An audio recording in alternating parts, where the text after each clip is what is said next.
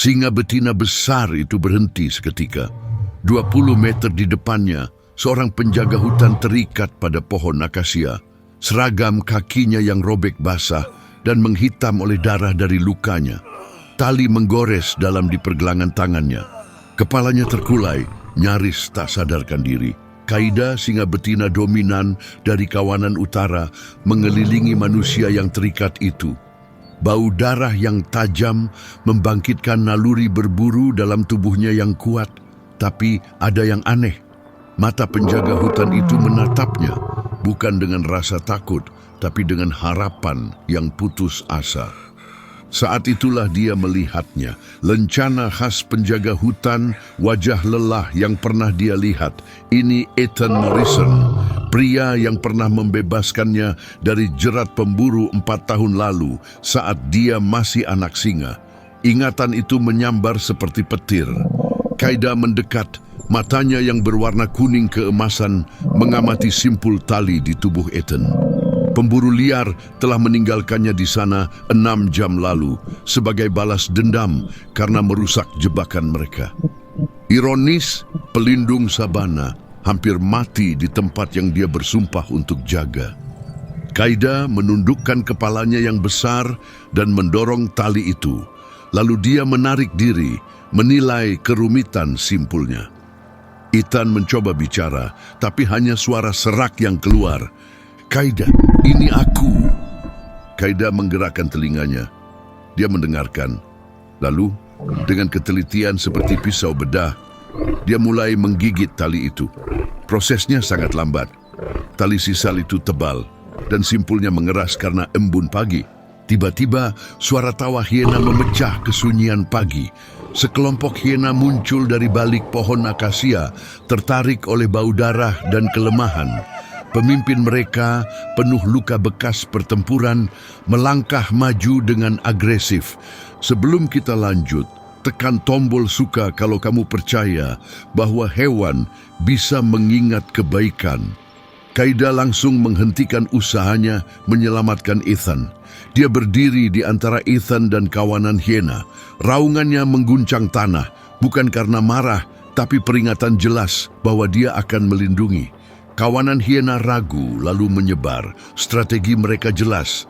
Kalahkan singa betina itu dengan jumlah. Mereka pernah melihat mangsa terikat sebelumnya, makanan mudah. Pertarungan pecah dalam hitungan detik.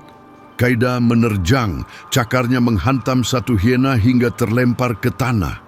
Dia memakai tubuhnya seberat 180 kg untuk melindungi Eden. Raungan terus-menerusnya jadi ancaman nyata bagi siapapun yang mendekat.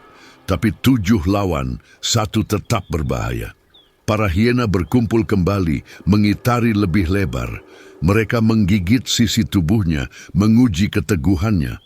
Satu berhasil menggigit kaki belakangnya dengan cepat. Qaida berputar secepat kilat. Rahangnya hampir mengenai leher penyerangnya. Pesannya jelas, dia akan membunuh sebelum mundur.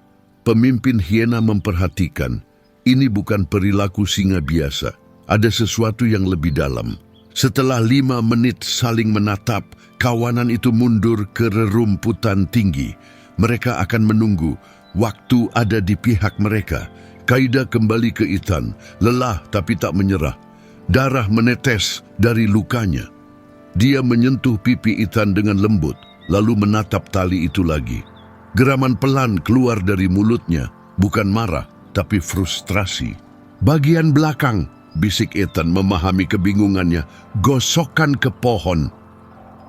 Dia mulai menggesek pergelangan tangannya yang terikat ke kulit pohon akasia.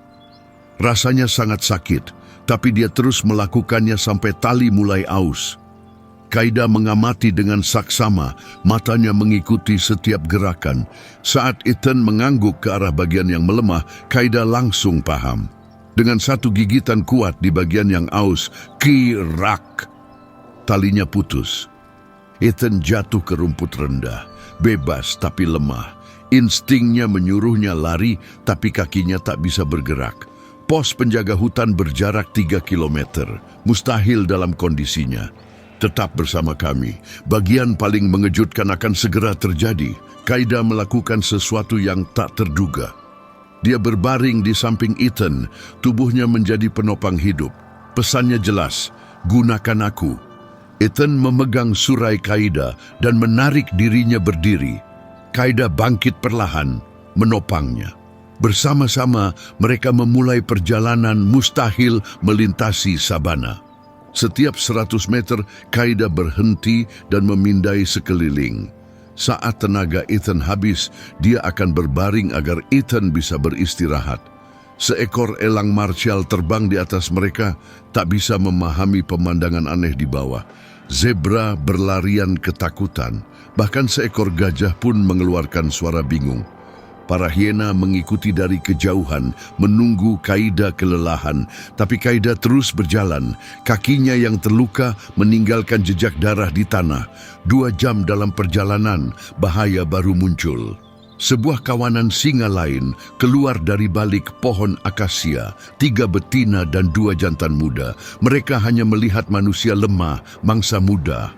Qaida segera berbalik. Raungan yang dia keluarkan bukan untuk menandai wilayah, tapi menjelaskan suara kompleks yang seolah menyampaikan pesan yang lebih dalam dari sekadar agresi.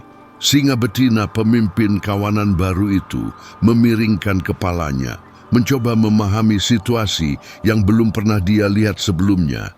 Ketegangan itu berlangsung selama 30 detik. Lalu, secara luar biasa, kawanan singa baru itu berbalik dan pergi. Apapun yang telah Qaida sampaikan, itu berhasil. Mereka menghilang ke dalam semak tanpa perlawanan. Akhirnya, pos penjaga hutan terlihat di balik bayangan panas. Qaida berhenti di perbatasan antara alam liar dan wilayah manusia. Dia berbalik menghadap Ethan sepenuhnya. 4 tahun lalu, kata Ethan, suaranya bergetar. Kamu masih kecil. Jerat itu melukai telingamu cukup dalam. Qaida menatapnya. Di matanya yang berwarna kuning keemasan ada kecerdasan, ingatan, dan sesuatu yang hanya bisa disebut rasa terima kasih. Dia menundukkan kepalanya yang besar hingga menyentuh dadanya, tekanan lembut yang hanya berlangsung beberapa detik, tapi menyampaikan segalanya. Lalu dia pergi, menghilang kembali ke alam dengan keluasan alami. Saat kendaraan penyelamat tiba, hanya jejak kakinya yang tersisa sebagai bukti. Tim medis menemukan Ethan dalam keadaan dehidrasi, tapi masih hidup. Lukanya menunjukkan tanda-tanda penanganan yang hati-hati, tidak seperti bekas serangan. Air liur di bekas tali, bahkan mencegah infeksi. Ada bekas gigitan di bajunya, tapi tidak ada kulit yang robek. Saat Ethan menceritakan kisahnya, keraguan berubah menjadi kekaguman setelah data GPS diperiksa. Singa betina F41 Qaida memang tercatat berada di dekat lokasinya selama 3 jam penuh.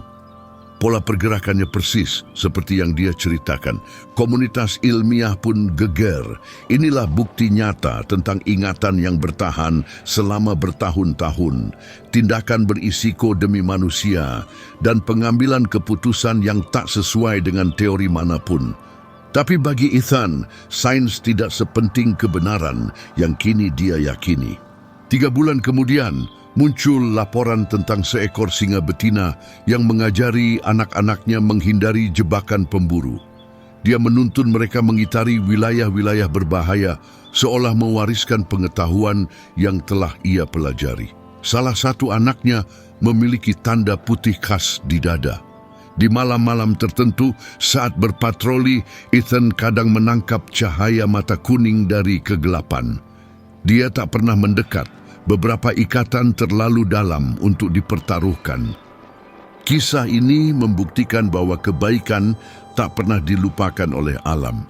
Jika kamu percaya bahwa hewan memiliki kecerdasan yang lebih dalam dari yang kita akui, berlanggananlah untuk kisah luar biasa lainnya tentang hubungan manusia dan satwa liar. Bagikan ini kepada seseorang yang butuh harapan hari ini. Di sabana Afrika, tempat bertahan hidup biasanya berarti mendahulukan diri sendiri. Seekor singa betina memilih jalan lain. Dia mengingat dia membalas. Dan dengan itu, dia menunjukkan bahwa kesadaran dan kasih sayang ada jauh melampaui spesies kita. Kepercayaan ternyata adalah alat bertahan hidup yang paling kuat. Tonton video sebelumnya tentang singa betina yang membawa anaknya yang terluka ke penjaga hutan yang sama ini. Aktifkan notifikasi untuk cerita minggu depan tentang pengorbanan mustahil seekor macan tutul.